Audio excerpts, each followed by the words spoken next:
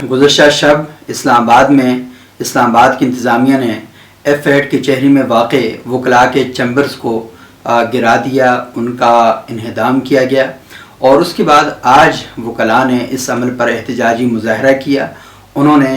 Islamabad high court के chief justice Athar Minallah को उनकी अदालत में महसूर कर दिया, अदालत के शीशे तोड़े, तोड़ फोड़ की, एहतजाजी मुज़ाहरा किया और भरपूर तरीके से उन्होंने कहा कि हम अपने चैम्बर बदमाशी के ज़ोर पर दोबारा वापस बनाएंगे। ये आज का वाक़या नहीं, आज से तकरीबन महीना पहले इस्लामाबाद में लॉयर्स ने पुलिस के ऑफिस गए, थाने में गए और वहाँ जाकर पुलिस से कहा, उनको गालियाँ दी और उनसे कहा कि अगर आपने हमारे चैम्बर्स की जानिब हाथ भी लगाया तो आपके हाथ तोड़ दिए जाएंगे। और खुले आम जो वहाँ पुलिस ऑफिसर से उनको धमकियाँ दी गई और अजीब व गरीब वाक़या ये हुआ कि पुलिस एहलकार बिल्कुल खामोश बैठा रहा और वकला के नुमाइंदे और वकला के जो रहनुमा हैं वो उन्हें खुलेआम धमकियाँ देते रहे।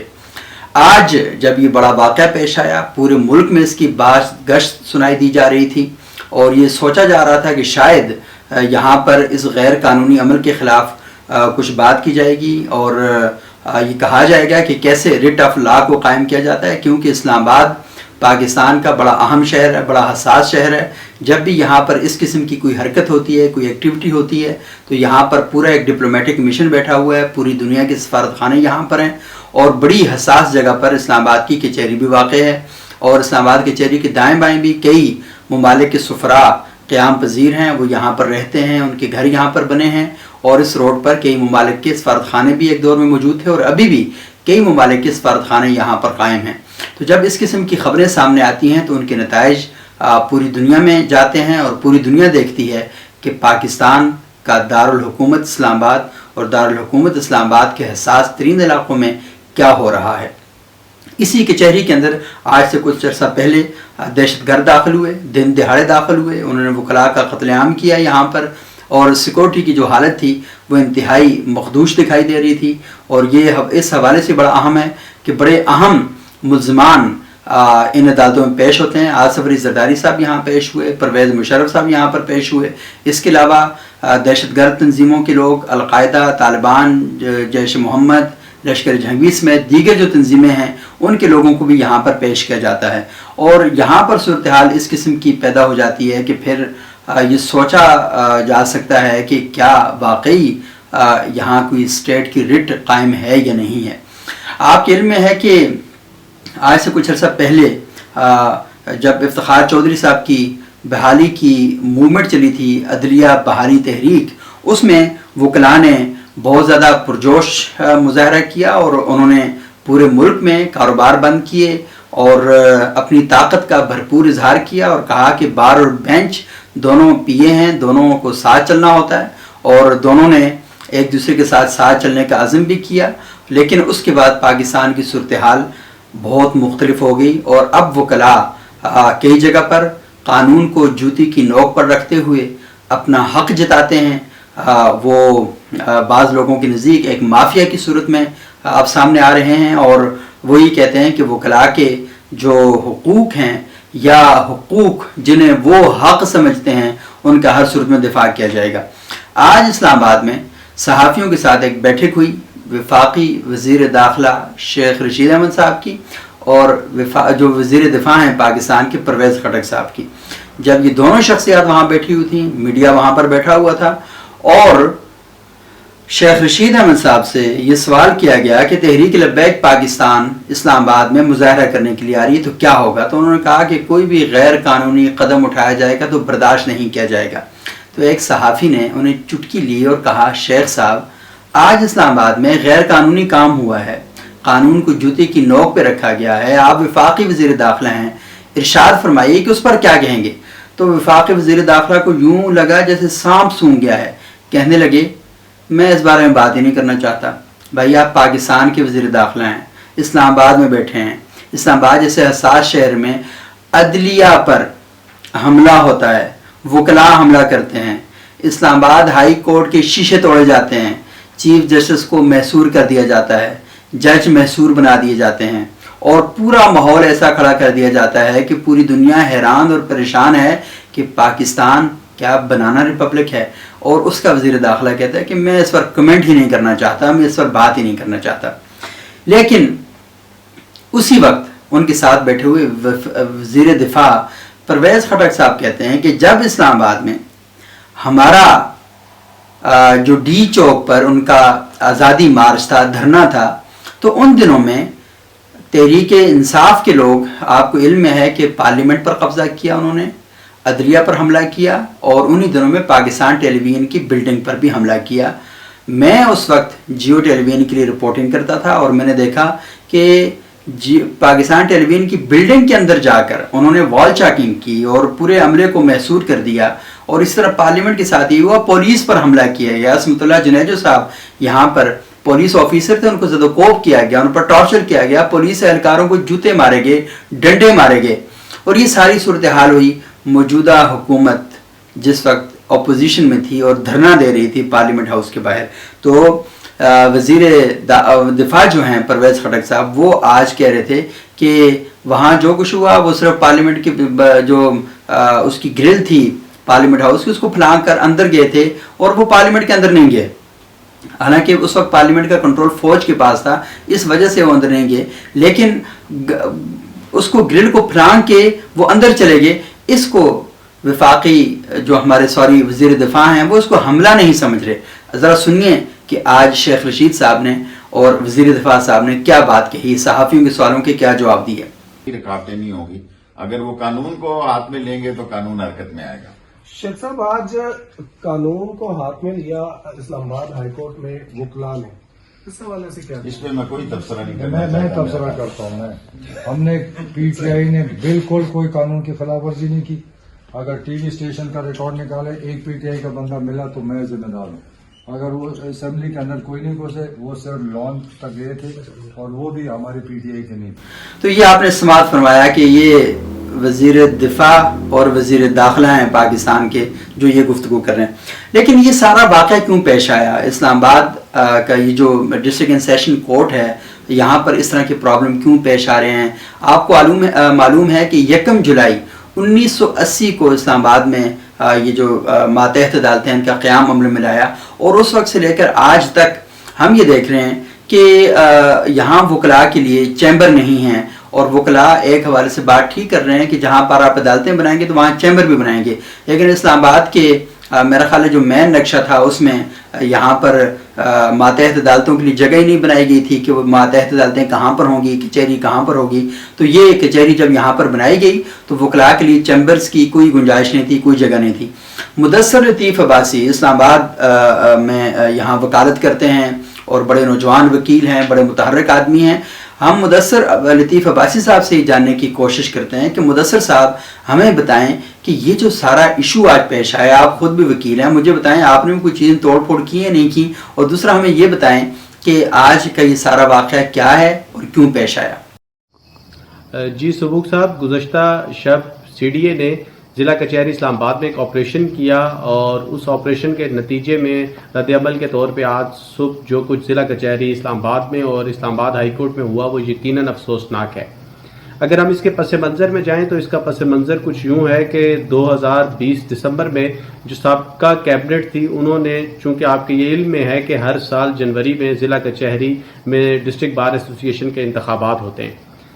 اب انہوں نے جاتے وقت تقریباً ایک بڑی تعداد میں نوجوان وکلاء کو الاٹمنٹ لیٹر جاری کر دیے کہ آپ فٹ بال گراؤنڈ جو کہ ملٹی پرپز گراؤنڈ ہے فیٹ میں، المعروف فٹ بال گراؤنڈ، وہاں پہ آپ اپنے چیمبرز الاٹ کر سکتے ہیں. وہاں پہ آلریڈی آدھے فٹ بال گراؤنڈ میں چیمبرز بنے ہوئے، اور اس کے بعد چیمبرز بنانے کی متعدد بار کوششیں کی گئی، جس کو سی ڈی اے نے گرا دیا. اب جب آپ جاتے وقت چیمبرز الاٹ کیے گئے تو دسمبر 2020 کے آخر میں اور جنوری 2021 کے اوائل میں نوجوان وکلاء نے وہاں پر چیمبرز بنانا شروع کیے، تو ان چیمبرز کو سی ڈی اے نے گرا دیا. اس کے بعد وکلاء میں اور سی ڈی اے کے درمیان ایک سرد جنگ اور چپکلش کا معاملہ جاری رہا. گزشتہ سب یہ ہوا کہ کچہری کی پریمیسز کے اندر جو چیمبرز آخری 2-3 سالوں میں نئے بنے تھے، ان چیمبرز کو، جو اسپیشلی جو عدالتوں کے باہر چیمبرز بنائے گئے تھے، ان چیمبرز کو سی ڈی اے نے ایک بڑی سطح کا، ایک بڑی نوعیت کا آپریشن کیا اور ان چیمبرز کو گرا دیا. اب یہ معاملہ ہوا ہے. اب اصل جو سوال ہے, بنیادی سوال جو اس سارے ڈیبیٹ میں ڈسکس ہونا چاہیے, وہ انفارچونیٹلی نہیں ہو رہا کہ آیا کہ کیا کچہری میں جو وکلاء کے چیمبرز ہیں وہ غیر قانونی ہیں یا کسی اصول یا ضابطے کے تحت بنے ہوئے ہیں, کسی قانون کے تحت بنے ہوئے ہیں, اور اس کا حل کیا ہے. سبوک صاحب, ایک بڑی انفارچونیٹ بات ہے کہ ہمارے ہاں جو ریگولیٹری باڈیز ہیں, ہمارے ہاں جو اتھارٹیز ہیں, وہ ایگزیکیوٹ کرانے میں جو قانون ہیں وہ مکمل طور پر ناکام نظر آتی ہیں. ہم دیکھتے ہیں کہ اسلام آباد میں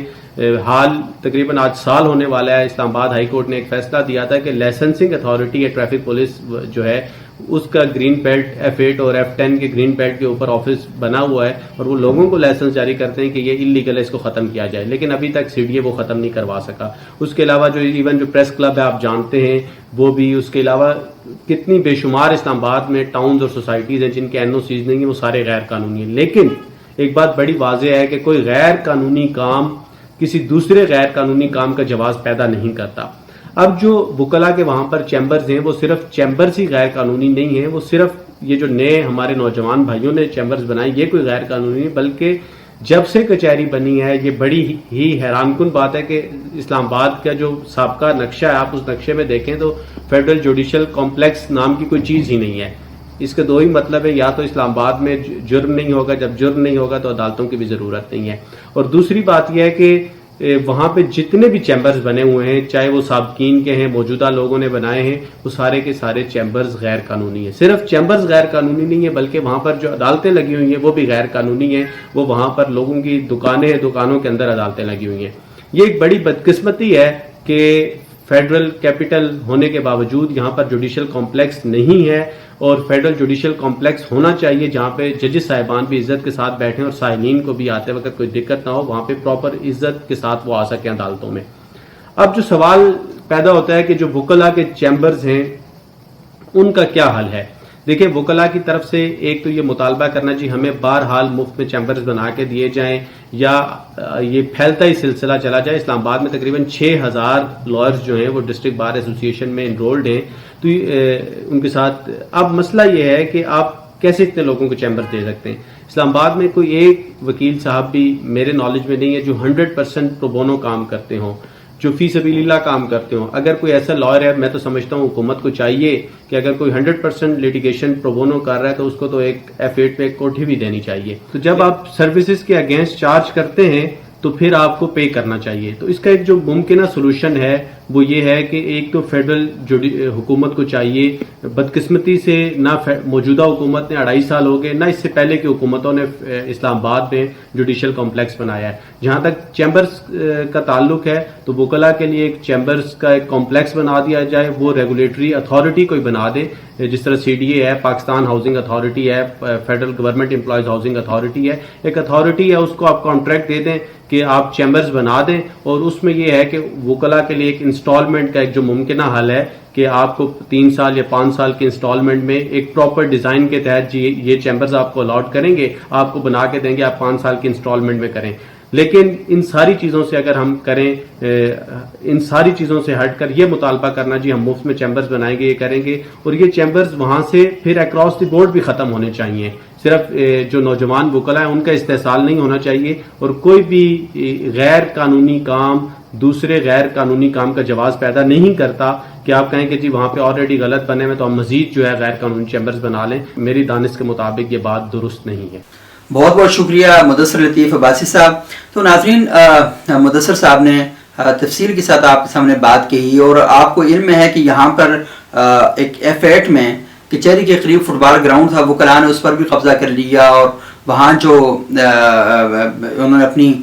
بنائے چیمبر تو وہاں پر نام بھی بڑے مقدس نام لکھ دیے خلفائے راشدین کے نام سے. ان کو قبضہ کرنے کے بعد ان کے ناموں کا استعمال کیا. پاکستان کے اندر ایک کلچر بن چکا ہے کہ آپ جب بھی اس قسم کی حرکتیں کرتے ہیں تو مقدس ناموں کے پیچھے چھپنے کی کوشش کرتے ہیں. تو یہاں پر بھی یہی ساری صورتحال پیدا ہوئی. لیکن یہ سوال بڑا اہم ہے کہ پاکستان کے اندر اس طریقے سے آپ کو علم ہے کہ افراد یہاں مافیا بن چکے ہیں, ادارے مافیا بن چکے ہیں, اہل مذہب اپنے آپ کو مافیا کی صورت میں اور مافیا کے قالب میں ڈالتے جا رہے ہیں. کوئی ادارہ دوسرے ادارے کا احترام نہیں کرتا, اس کی بات نہیں سنتا. یہاں پر کچھ سیاستدان ایسے ہیں جو یہ کہتے ہیں کہ ہم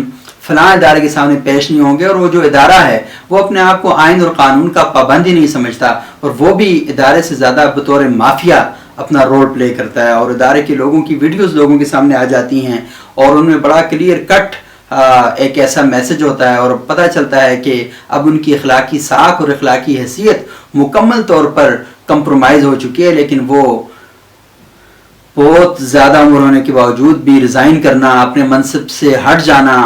वो मुनासिब नहीं समझते। और ऐसी सूरत हाल हम ही देख रहे हैं कि मुल्क के अंदर इदारों की हो रही है, और पाकिस्तान में अखलाकी ज़वाल जो है वो बहुत तेज़ी के साथ फ़रोग़ पाता जा रहा है, और ये मुल्क मुझे यूँ लग रहा है कि जैसे आहिस्ता आहिस्ता माफिया के कब्ज़े में जाता जा रहा है। दुआ करते हैं कि अल्लाह ताला पाकिस्तान को इन मसाइब से और इन मुश्किलात से निकाले, लेकिन जब मामला ऊपर ख़राब होगा तो नीचे ख़राबी फैलती जाएगी। गलती कभी बांझ नहीं होती, वो बच्चे देती रहती है, उसके अंडे बच्चे पैदा करते रहते हैं। और आज जिस सोसाइटी में, जिस माशरे में हम खड़े हैं, तो ये हमारे बड़ों की गलतियां हैं, बड़े इदारों की गलतियां हैं, हमारी इस्टेब्लिशमेंट, हमारी हुकूमत, हमारे सियासतदानों की गलतियां हैं, और ये गलतियां नीचे आई हैं। और आज हम